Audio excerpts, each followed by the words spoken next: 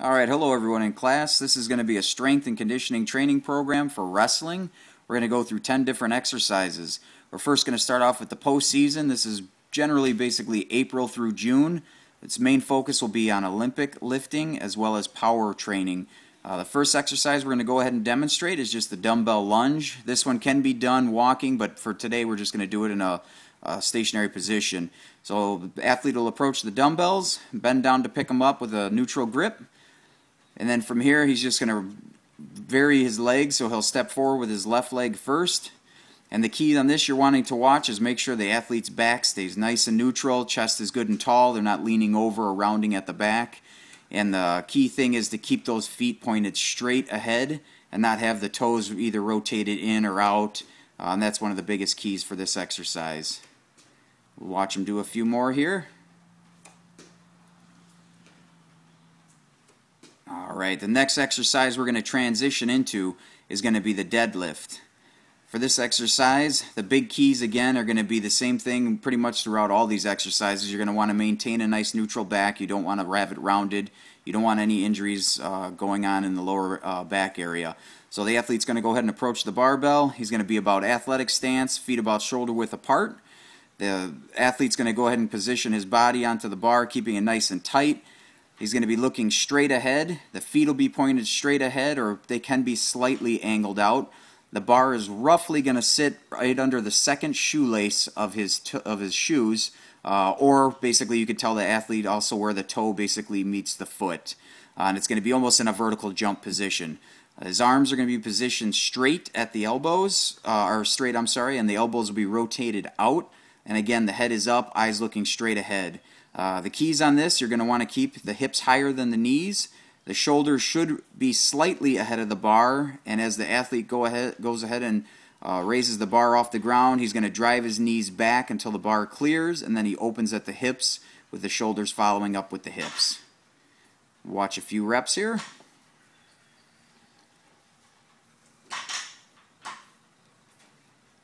Okay, good.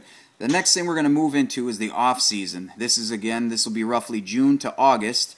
The same focus will be on this one. It's still going to be the Olympic-based training with some power training as well.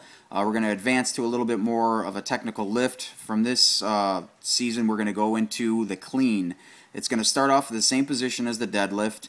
So all those cues will remain the same. The difference is when the athlete gets the bar to mid-thigh, that's going to be the explosive position where he's going to do an explosive shrug and bring the bar, pulling himself under the bar and catching it up on the clavicles. So we'll go ahead and watch him.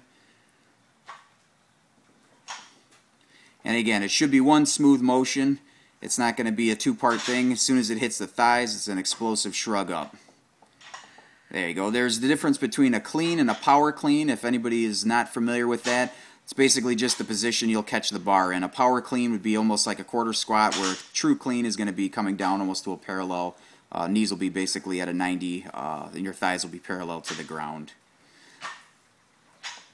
Again, big keys on this, like I said, making sure in that start position that the hips are higher than the knees. The shoulders will be slightly ahead of the bar, and like I say, you're going to drive those knees back until the bar clears those knees, and then you're going to open up at the hips, and the shoulders will race as well with the hips in one smooth motion.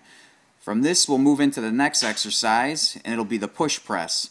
The push press will basically start in the position where the clean had finished. You can also do this exercise from a rack. If you had to walk up, you could take it off of a bench or something that had it high enough to where the weight could be positioned up. The weight will basically sit up onto the athlete's clavicles, again, right on the top of across the chest. He's going to position the bar on the shoulders and chest while keeping the hands nice and relaxed. The feet are going to be the same stance, about shoulder width apart, or athletic stance.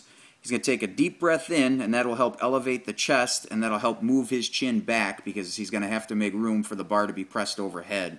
The next position the athlete will do is he'll gently bend the knees slightly and explode back up while extending the arms overhead in one smooth motion. We'll go ahead and watch a few reps here. And again, you go to whatever the athlete's comfortable as far as range of motion on the squat. I mean, you can come down parallel. I've seen guys do that. But again, it's to whatever the athlete is comfortable doing. Okay, from here we're going to transition into the preseason. This will be roughly August to October. This kind of switches focus. You're going to still do some Olympic lifting, but it's now going to start to focus and incorporate in plyometrics and some sprint and interval training. Two of the exercises we're going to show for this, the first one is actually we're going to use a machine. It's a rope machine, and this one you can do in a couple different positions. You can do it either sit in a seated position, or you can remove the seat and have the athlete do it from a standing position and pull the rope. For first exercise, we'll demonstrate just the seated position. Again, on this one, you're just going to be watching, making sure the athlete's in a good position, back's nice and neutral, chest is nice and tall. All we're looking on this one is just a hand-over-hand motion, and the athlete will pull the rope down, and you'll set it for, a minute, 30 seconds, whatever the athlete is capable of doing. So we'll watch them for a few seconds here.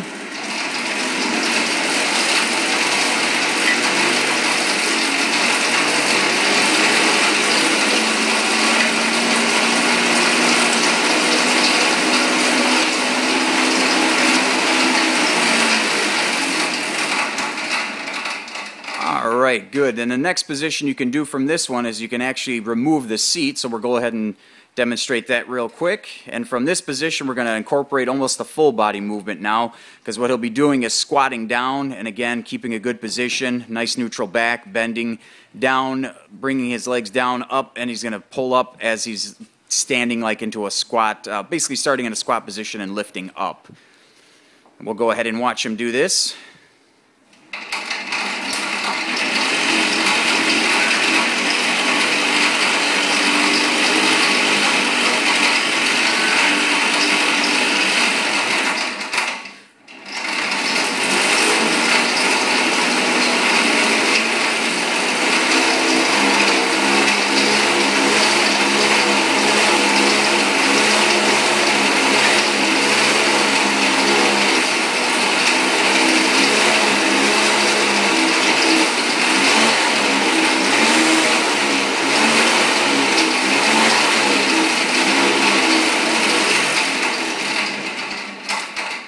Again, those were just a couple of different variations that you can do as far as body movement to train a little bit different. From here, we're going to transition straight over to some sledgehammer strikes.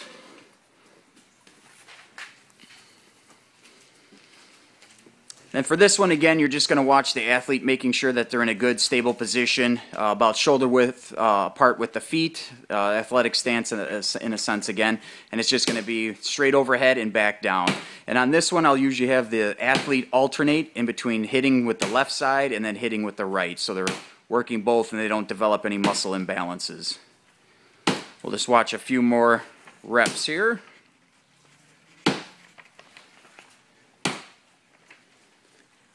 Alright, great. From here we're going to transition over into the in-season training, and this will roughly fall about October through March, and this is going to switch to now a more circuit style training. The first exercise we're going to go ahead and take a look at is the battling ropes. So with this, the athlete now will be in a more of a semi-squatted position, and he's going to end up using the ropes almost like as an explosive slam down.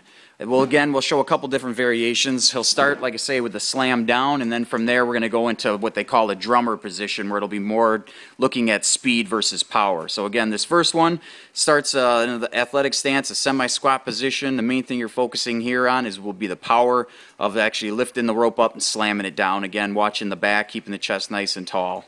He'll go ahead and demonstrate a few reps for us here.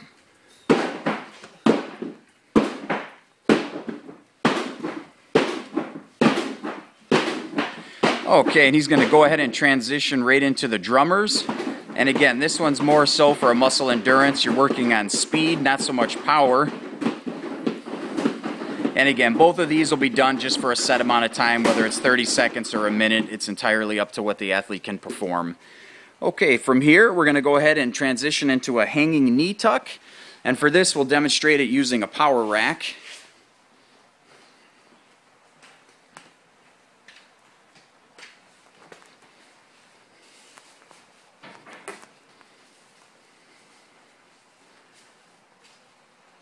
Biggest keys on this one is you're just wanting to make sure that the athlete isn't using any momentum or any kipping or kicking of the legs. You want it to directly be just a straight knee drive up to the elbows.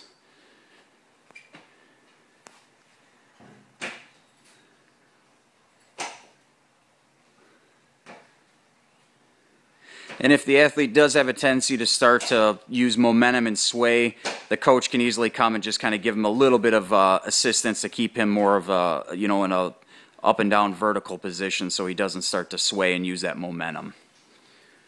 All right, from here we're going to go ahead and transition. This will be from about March till April. This is going to be more of like the tournament season for a wrestler if they do make state or qualify for nationals. And again, this one's going to focus on circuit style training because you're wanting to still maintain that explosive power while we're still taxing the anaerobic system. The first one we're going to use, we'll actually use another machine that works great for this. It's going to be a Versaclimber. And he's going to go ahead and hop up on there and demonstrate it. There's different handles you can have for the Versaclimber. This one has the running handles, so they put you in a little bit more of a running position versus a handle that just comes straight out of the machine. So we'll go ahead and watch him do a couple of variations.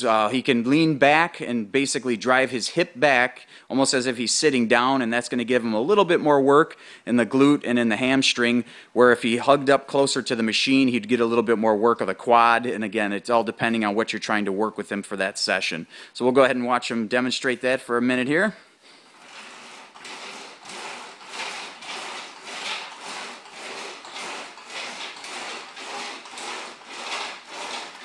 And as I said, he transitioned from the hips back to bringing it more forward towards the machine.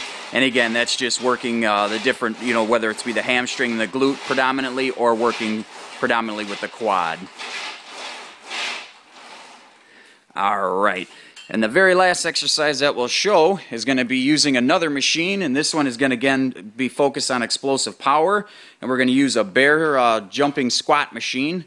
And for this one, the athlete's going to go ahead and just position himself into the machine. And he's going to come down into a squat position here. And as he reaches about parallel with the thighs, he's going to go ahead and explode up and jump.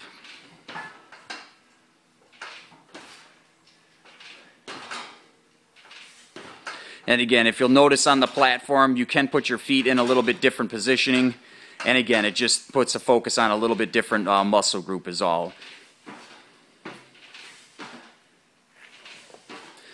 Very good. And like I said, this was basically a program designed for a wrestler, mostly taxing anaerobic and is obviously as well working some aerobic capacity. And like I said, hopefully you guys enjoyed the exercises. Any questions or comments, please feel free to leave them, and I'll try to answer you guys with the best I can. Thanks much.